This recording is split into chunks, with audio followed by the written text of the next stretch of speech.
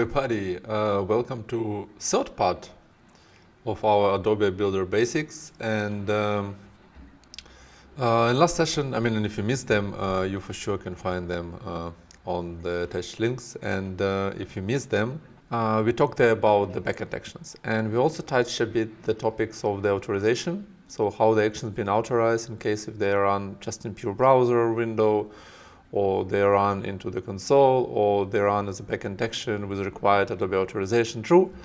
And today we will go a bit deeper and try different actions being called from the front end, and we'll see how they authorized. So let's dive in. So if you remember on last video, we ended up that we have a backend action. In this case, it's currently set as web no. So it means it's marked as an API, and it's a backend action you cannot open within the browser. Let's modify our frontend a little bit. And what I want to do today, I want to add this small button that will invoke the actions we created. So I will replace the body. And what do we have here? We have h1, we have a button just to invoke the action. And then we have a script that's been executed, and in this case it's API v1 web simple app hello. We have button output, and then we have an event listener for the button click. And if we click in the button, it's taking the scope where we are currently, and we will touch this one. That's a very important point. And sending a request to our action. So it looks quite simple, honestly. Yes. Let's give it a try. It will not work, I will tell you in advance, but I want to do it step by step. So let's try it step by step. And after we deploy the application, we can open it. And we have our button. Let's open the network tab also, and let's hit the invoke action.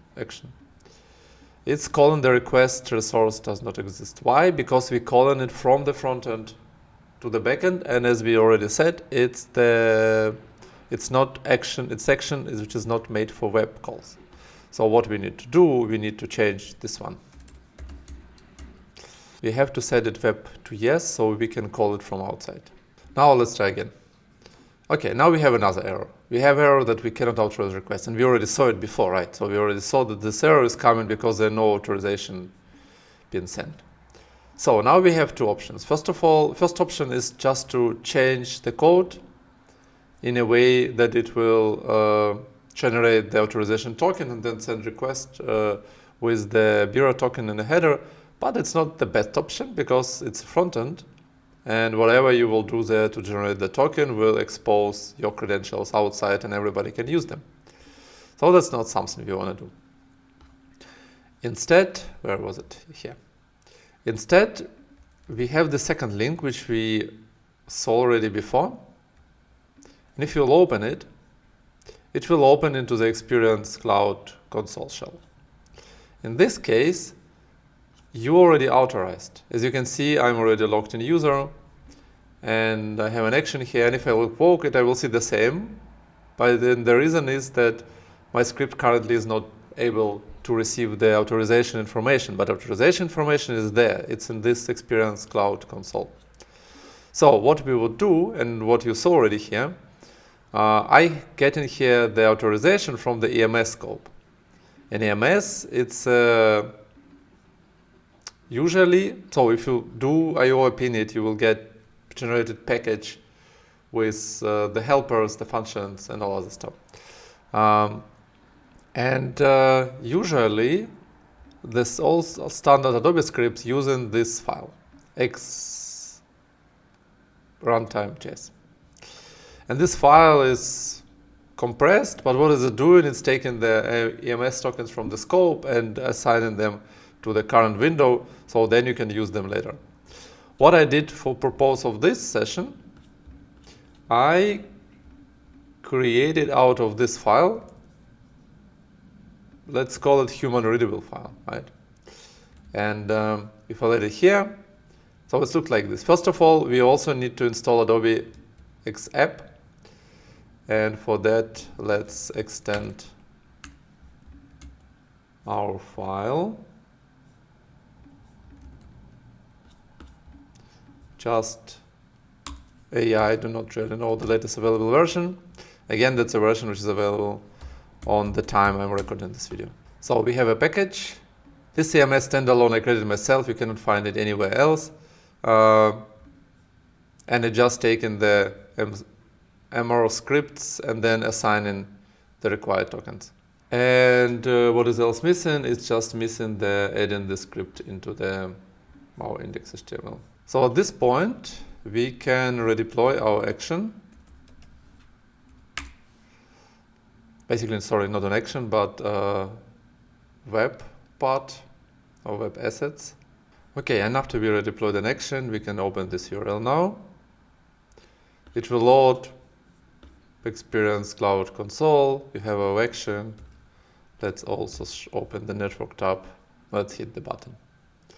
And you see now we receiving the response, which is 200. And if you also will open what's going on there, it's sending the authorization now. So the authorization bearer received from your session and been sent to your action. That's just as an example to show how it is working. What I would honestly recommend to do is to fall back to a standard file. By the reason something may change, and if Adobe is maintaining it, nice. If not, it's still working as desired, and not the backward engineering which I just applied to receive this one. So, and what are we doing now? We changing our IMS standalone file to use the file I told you. So this X runtime. So now we require here X runtime. We initializing the bootstrap in X shell because we are in Adobe Commerce or Adobe Experience Cloud Shell. This function is coming from this library we installed before. And then we need to bootstrap it in X shell. And this bootstrapping is basically just waiting for this runtime stuff to be loaded and then receiving the token information and then assigning credentials from this constant to window IMS credentials. And after that, that's basically it. We don't need to change anything here. We just need to reassign our EMS to EMS credentials and it's have to work.